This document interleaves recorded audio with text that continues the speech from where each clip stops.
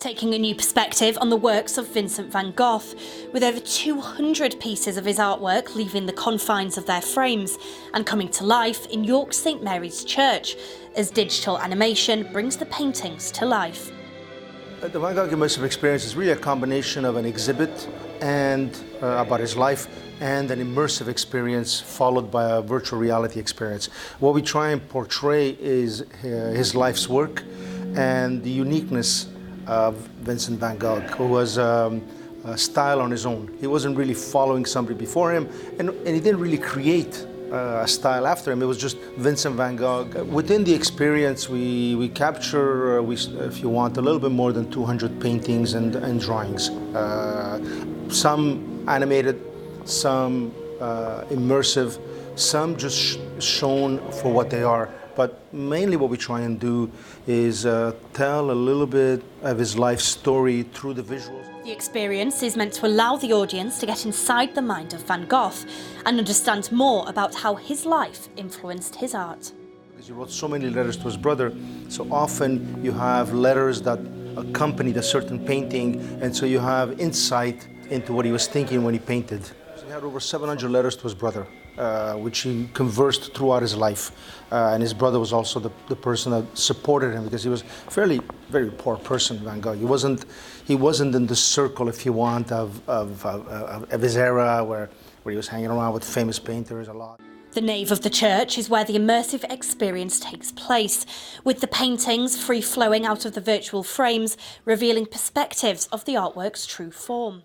We created an immersive experience, which in my opinion, is Zen. We don't tell you when to come in, we don't tell you when to leave. And then after that, it's really the building, and this building is fabulous, the church.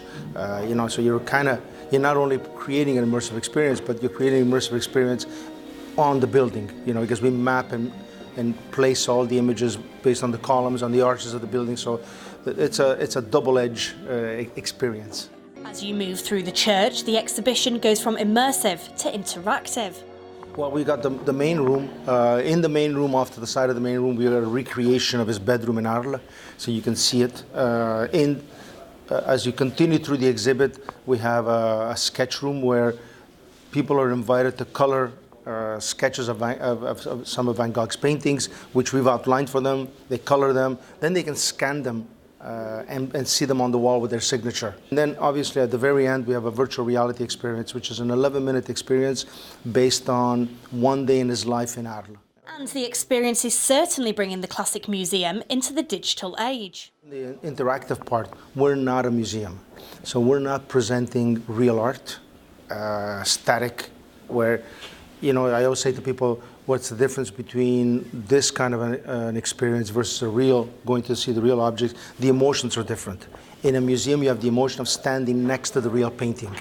Here, the emotion is more created by the music, by the sheer size of the projections, and we go a little bit further into interactive areas so that the whole family has something to do, and not just adults or not just art lovers.